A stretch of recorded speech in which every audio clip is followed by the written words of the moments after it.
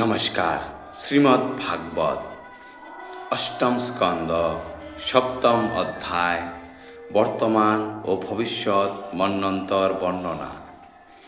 সুখদেব বলে, শোনো মনন্তর কথা, শুনিলে জুড়াবে প্রাণ, দূরে যাবে ব্যথা। ষষ্ঠ মনন্তর পরে শ্রাদ্ধদেব নামে সূর্যের তনয় মনু খ্যাত ধরা ধামে। ইক্ষাকু নভক ধৃষ্ট নাভাগ সজ্জাতি, নরিষ্যন্ত বসুমান দৃষ্ট মহামতি। পৃষুদ্র বারুণ এই 10টি তনয়, পুরন্দর এই কালে স্বর্গপতি হয়। দ্বাদশ আদিত্য আদি এই মনন্তরে, দেবতা রূপেতে তারা পূজা লাভ করে। বশিষ্ঠাত্রী বিশ্বামিত্রা কশ্যপ গৌতম, ভরদ্বাজ যমদগ্নি ঋষি শ্রেষ্ঠতম। এই সপ্ত ঋষি হয় সেই মনন্তরে, বামন রূপেতে হরি জন্ম লাভ করে। আদিতির গর্ভে জন্ম কনিষ্ঠ তনয়, সত্য মনন্তর কথা এইভাবে হয়। ভবিষ্যৎ মনন্তর কথা শুনো এবে, একে একে আরও 7 মনন্তর হবে। সংজ্ঞা ছায়া 2 পত্নী সূর্যদেবে হয়, বিশ্বকর্মা কন্যা তারা সর্বজনে কয়। সংজ্ঞার বড়বা নাম এই আমি জানি, কেহ বলে অন্য হয় বড়বা রমণী।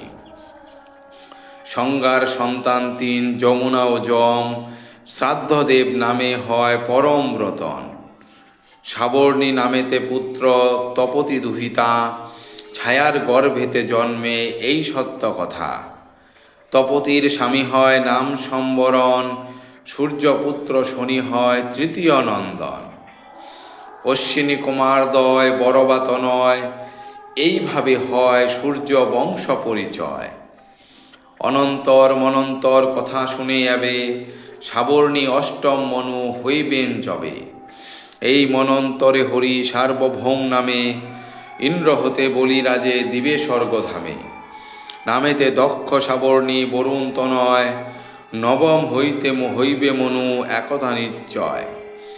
ঋষভ নামেতে হরি হয়ে অধিষ্ঠান, করিবেন অদ্ভুতেরে স্বর্গরাজ্য দান। দশমে ব্রহ্ম সাবর্ণী মনু অধিকার, বিশ্ব সেন নামে হরি জন্মিবে আবার। নামে আত্মতত্ত্ববেত্তা সাবর্ণী পরেতে, একাদশ মনুরূপে হবে ভূতলেতে। এই মনন্তরে হরি ধর্মকেতু নামে, করিবেন প্রতিপালন এই ধরাধামে। মনুরুদ্র সাবর্ণীর পরে অধিকার, সুধামা নামেতে হরি তাহে অবতার। দেবসাবর্ণীর কালে ত্রয়োদশ হয়, যোগেশ্বর নামে হরি হবে সে সময়।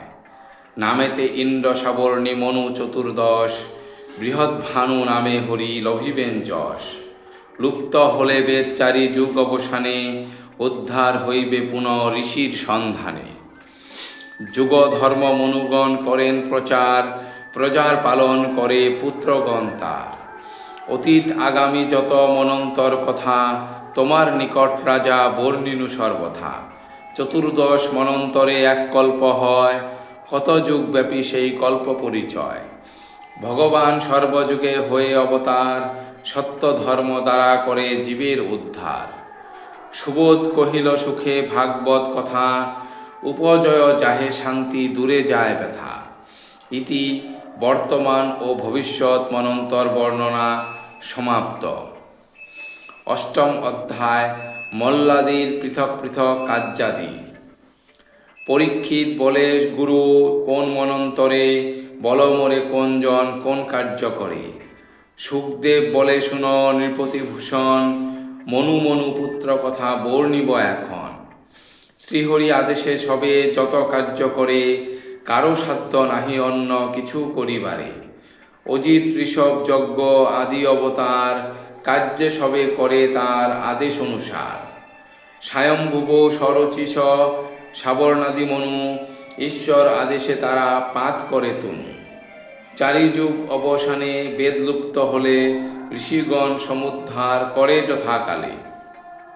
মনুগণ চতুষ্পাদ ধর্ম প্রচারিবে, যজ্ঞভুজি দেব নর প্রজারে পালিবে। হরির আদেশে ইন্দ্র তিলক পালন, করিবেন আর জল করিবে বর্ষণ।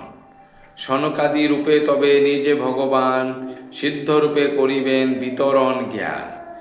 যাজ্ঞবল্ক রূপে কর্ম করিবে সাধন, দত্তাত্রেয় রূপ যোগ করে নির্ধারণ। মরীচি রূপেতে জীব সৃষ্টির কারণ, রাজরূপে সৃষ্টজনে করিবে পালন। শীতোষ্ণাদি নানা গুণ করিবে ধারণ, একমাত্র সত্য সেই নিত্য সনাতন। সুবোধ রচিল গীত ভাগবত সার, শুনিলে শোনালে পুণ্য হয় সবাকার। ইতি মন্নাদির পৃথক পৃথক কার্যাদি সমাপ্ত। ধন্যবাদ।